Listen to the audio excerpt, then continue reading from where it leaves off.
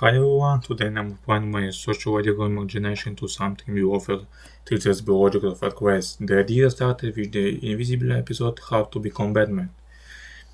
We showed how blindness is shaped not only by biology but also by society and expectation. So what does social construct mean? It doesn't mean race is fake, race has very consequences. Real consequences, it means that the categories we use to describe race were created and maintained by society rather than simply given to us by nature. And if race were pure biological, it would work the same everywhere. It doesn't. Where did race come from? Ancients already noticed physical difference, but they didn't recognize humanity around race the way we do today. The modern concept began developing in the 50s, especially around ideas of lineage and blood purity as the Atlantic slave trade expanded. Race became a way to justify enslaving Africans. By the 70s, scientists were measuring scores and ranking human groups. Race didn't cause racism. Instead of racism and economical exploitation created a need for categories that could justify inequality. Once race existed, institutions made it seem natural.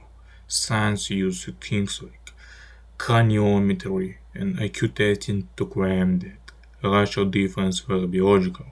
Love also enforced these categories when Plessy was Fergus Homer Plessy, who was 78 white, was legally classified as black. Religion and culture also helped justify domination through ideas like the white man's burden.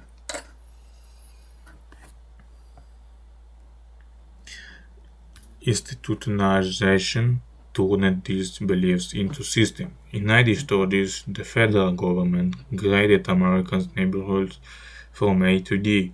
Race was only one of the criteria, and black neighborhoods were often labeled hazardous. Banks and government agencies that restricted mortgages in those areas. This is how racial prejudice became a system that affected where people could live, buy homes, and build wealth.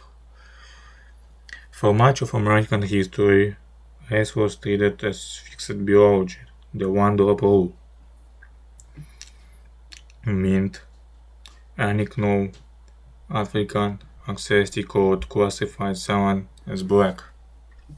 Today, scientists reject that idea.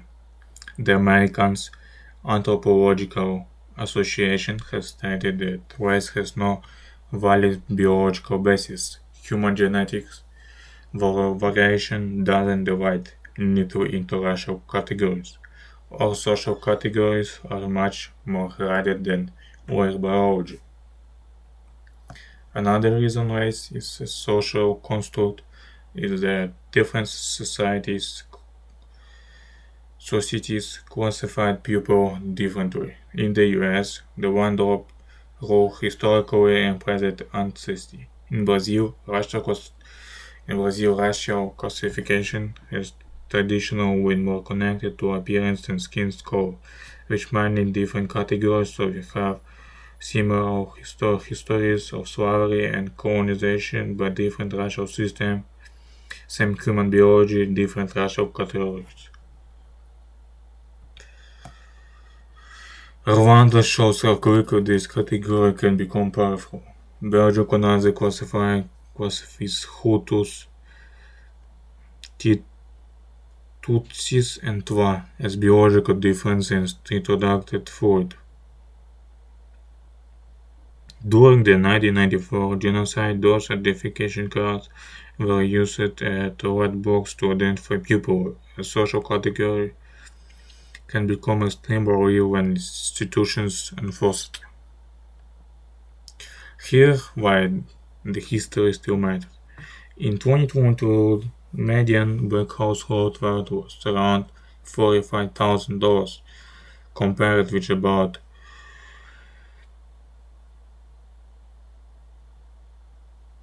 2000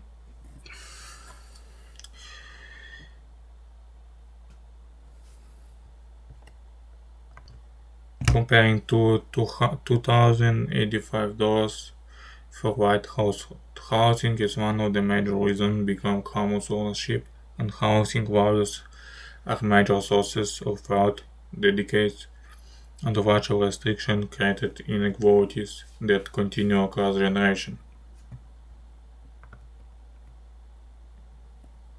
It has also affected the criminal justice system. Black Americans impersonated several times the rate of white Americans, and research has found racial difference in sentencing even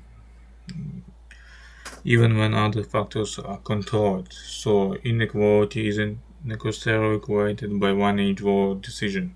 It can accumulate across in policing, charging, and sentencing. And these patterns haven't disappeared.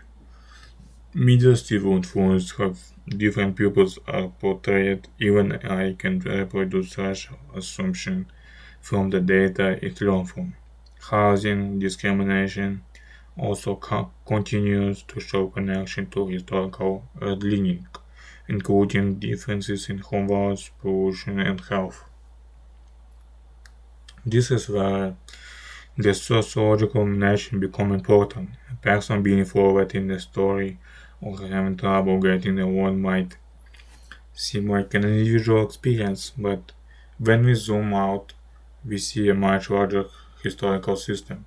Race was created legitimately by science and love. It's utilized through housing and other systems, and its effects are measurable today. A conflict terrorist would ask, who had the power to defend these categories and who benefits from it? I will review which these two questions first, which creates most inequality. A rigid racial system like the historical one-top rule or a more fluid system like Brazil. And the second is AI becomes involving in hiring, grading, and policing who should be responsible for making sure that racial, racial assumptions don't get viewed into the technology.